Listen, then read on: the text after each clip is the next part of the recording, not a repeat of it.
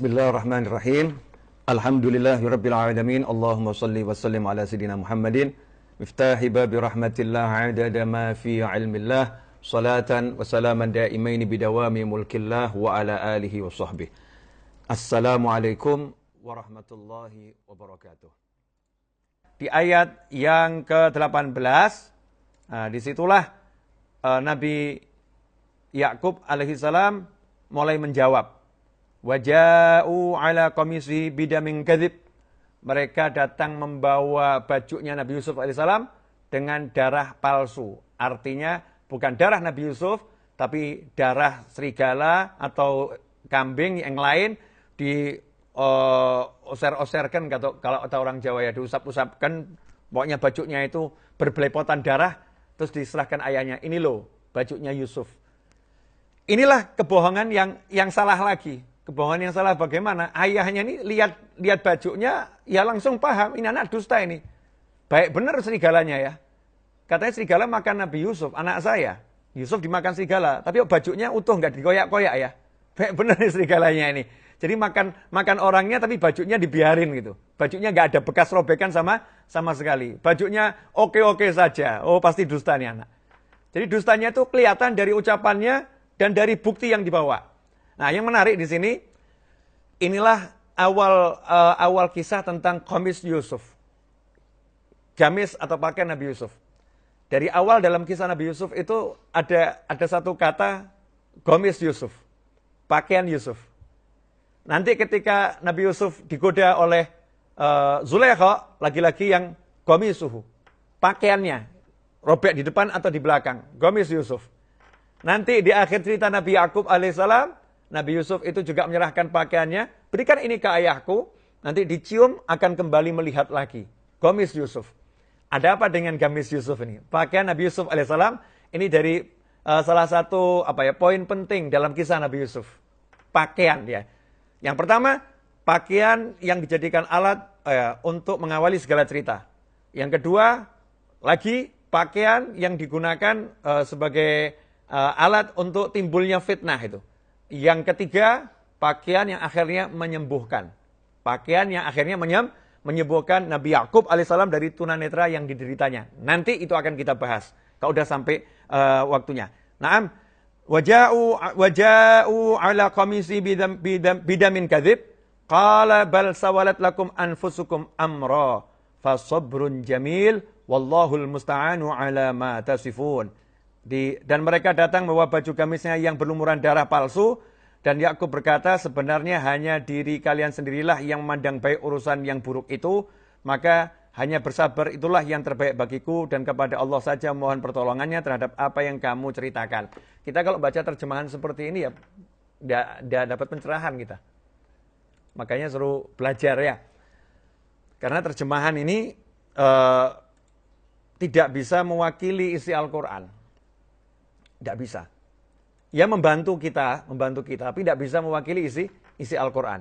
Karena sangat beda. Contoh misalnya ya, ini saya akan kasih gambaran. Dikatakan di sini fasobrun jamil, kesabaran yang indah. Sementara kalau kita baca di terjemahan, ya, maka hanya bersabar itulah yang terbaik bagiku. Bukan itu, sabar itu selalu baik. Ya, sabar itu selalu baik. Tapi ini yang diterangkan adalah sobrun jamil. Ada sobrun jamil, ada sobrun gak jamil. Jadi bukan seperti itu maksudnya, bukan seperti itu terjemahannya. Ya, bukan seperti itu. Kita akan bahas. Insyaallah sedikit-sedikit. Qala bal sawwalat lakum anfusukum amra. Ya, kalian yang sudah merencanakan seperti itu, ya kalian yang merekayasa semua itu, suatu urusan itu kalian anggap baik, ya sudah. Fasobrun jamil. Ini loh bijaksananya ayah ya. Bijaksananya Nabi Yakub alaihissalam. Bayangkan, anak kesayangannya ya, hilang loh. Ini, anakku udah ada, hilang. Dan paham yang menghilangkan anak-anaknya yang lain. Anaknya hilang, dihilangkan sama anak-anaknya yang lain. Nabi Yakub alaihissalam tahu dari apa? Bukan dari masalah nubuah, bukan dari wahyu ilahi, bukan. dari fakta, dari ucapan yang berbelit-belit, yang bolak-balik, yang kontradiksi dan lain sebagainya, beliau tahu ini dusta ini anak-anak ini. Paham betul. Belum lagi ditambah ya dengan mukjizatnya beliau seorang nabi.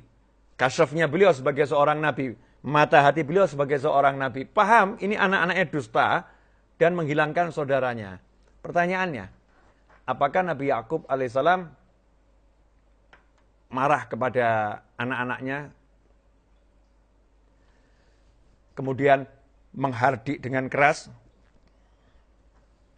Kalian tidak benar. Allah murka kepada kalian. Allah nggak suka sama kalian. Aku nggak suka sama kalian.